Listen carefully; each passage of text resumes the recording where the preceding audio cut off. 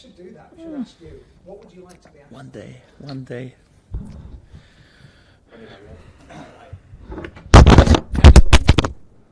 To restart. That was my mistake, sorry.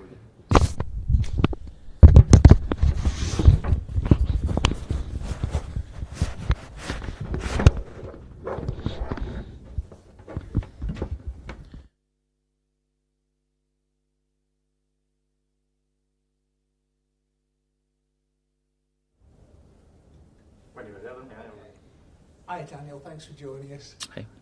Firstly, quick turnaround. You had a couple of concerns the other night, but you didn't hit major in Jorginho Ruta and in Liam Cooper. With them and Spence and Dallas, etc. Yes, so it was enough time to recover for all my players. Jorginho Ruta, over his injury, so he's back to 100%. The same also with Liam Cooper. He limped off with some cramps and slight problem in his glutes, but the last days were also enough for him to recover. For Pascal, also important to have this training days, and obviously for the players who were involved just in the last days in training, like Jet Spence, like Geoffrey Gellhardt, and also Jamie Shackleton. Also beneficial to have 4 or 5 more days on the training pitch. So. No question marks. Everyone is available, at least right now at this moment. We had a session already this morning, so it looked everything's okay. We have one more final session tomorrow morning, but at the moment, everyone, obviously apart from our long-term injuries, Stuart Dallas is available. That's great news. With something like the Liam Cooper and Pascal Strout situation, Daniel, Pascal was playing so well before he had his operation. Liam's come in, he's the club captain. Do you refer back to Pascal's form prior to the operation, or do you just think, right now, Liam did all right the other night, you're my man? No, so I'm always happy to have Liam available, and he was also good with good performance in the last games. I'm just happy that Pascal is also back, because quick turnaround, as you said, I'm not too concerned about this turnaround right now from Friday to Wednesday, but the other turnaround will be quite quick from Wednesday night to Saturday. And once you have 3 games within 8 days, it's always good to have options back. And also for Liam, he also came out of a long-term injury, so the same with him, like for Sam Byram, for example, at the moment. So it's difficult to play 3 games within 8 days. So for that, I was happy that I had Junior Firpo available for the last game, also Liam, and that there are also definitely good options also for the upcoming games, yes. When you look at Sam Byram and Junior Firpo, they're 2 very different players playing in the same position, if you like. I think we all know that Junior looks good going forward. Sam defensively he's always been good, ever since he played on the right side and on the left. Do you see them as very different players, and will you use them differently for different circumstances?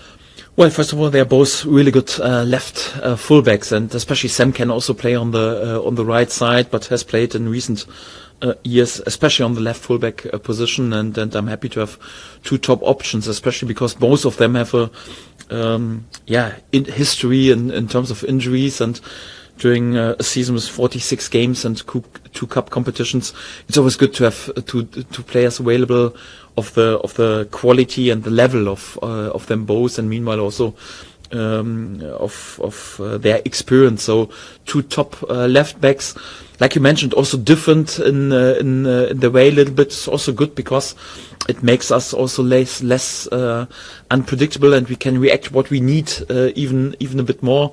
Perhaps more a left-footed player on the left back position with outstanding quality crosses. If he comes into this position, so he's also a threat in front of the goal. And Sam definitely plays with different angles in the build-up with his right foot. Also strong in terms of defending, strong in with his headers up front, but also in terms of defending. So it's good to have these 2 options available. And yes, they have different qualities, and it's always good for us as a team.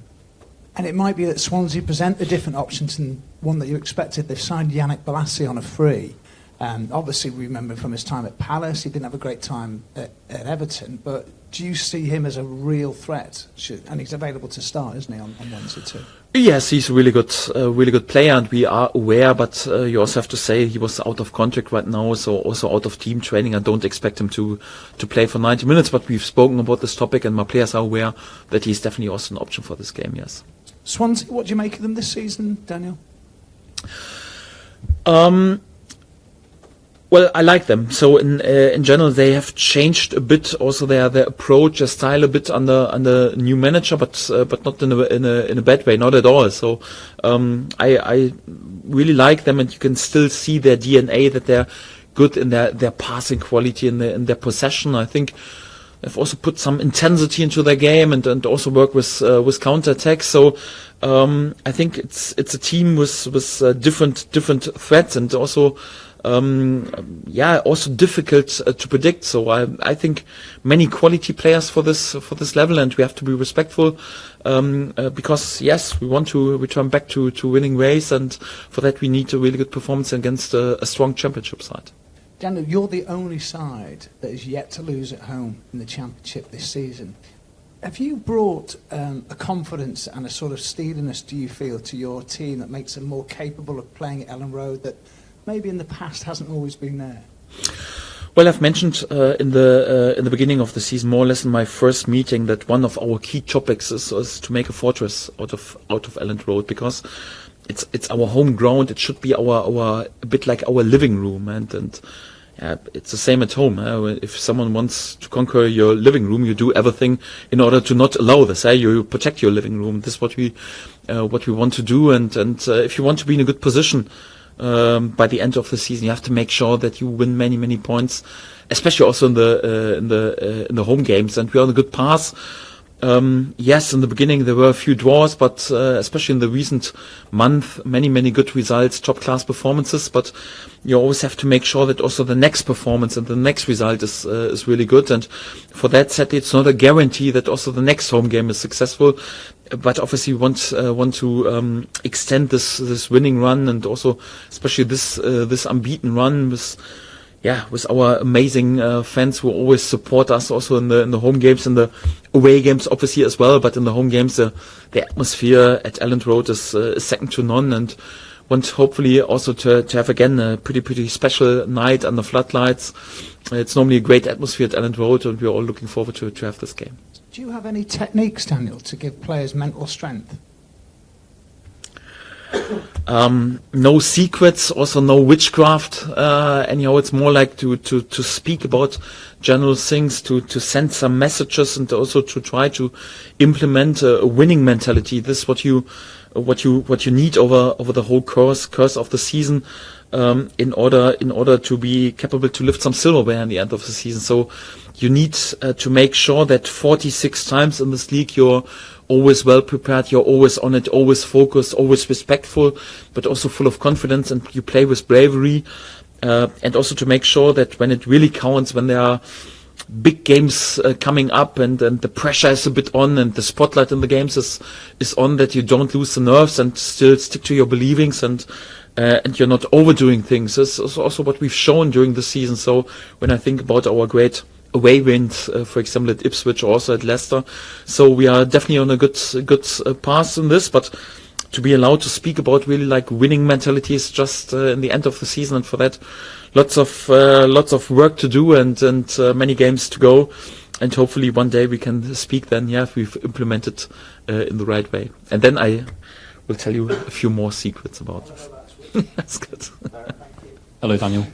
Nick Hammond was appointed in June as an interim football advisor, and we've since learned that he'll be sticking around now for the next couple of windows. How pleased are you with that decision, and what it bodes for the future?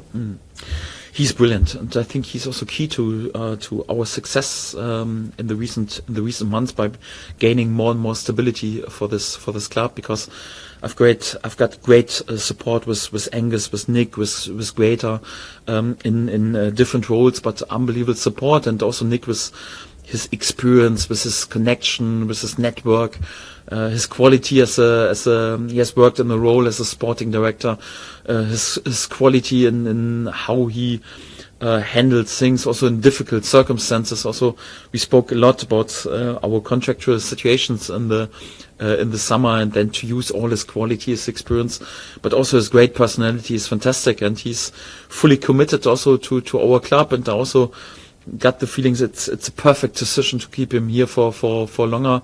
And our relationship is great. It's a joy to work with him more or less on a daily basis. And the same with Angus, with Greta. I think we've got not a very big group with many people where we have to discuss a lot, but meanwhile it's even creating more and more an atmosphere where we know each other from day to day more and more. And at the moment, just a view is sometimes enough to know what the other thinks and needs. And I'm pretty pleased with this group and how much support we have in the football. And yes, many applause and many credits go definitely also to Nick. It's fantastic to have him around. Have many conversations been had about January yet? Ins and outs with Greta and Nick and Angus? Yes, I think in general it's a task, especially with Nick and with Greta, also to prepare the mid and the long term picture, not just January, but also what happens the next season, and sometimes even to think even a bit further ahead. I think this is quite important, but it's also important for me to concentrate and to focus on the daily work and also on the short term success, because I have to focus on the next game and make sure that the next training session, the next game is on a top level. And for that, it's even more important to have people that I trust and people who are there with this quality, like Nick, like Greta, or like Angus, who can work already in the background a bit on this things that are important for January, for next summer, even for the next years. And they will work a lot on it. And yes, we chat about it, but my main focus is still the here and now, and I'm grateful that I have these persons who are even investing even a bit more time also for the mid and the long term future. Yes, it's amazing because so much has happened, but you've been here less than 5 months. I mean, there's so much that's been packed in. In that time, have you had many chats with Prague, and how do you have progress chats? I mean, how often do you check in with the American side of the club? Well, in the beginning, when we had the initial talks, obviously a lot, because I wanted to see the whole picture and also how they want to lead the club, in which way, with values, and also with which processes. And my gut feeling was then really good about this, and we were pretty much on the same page and had the same ideas.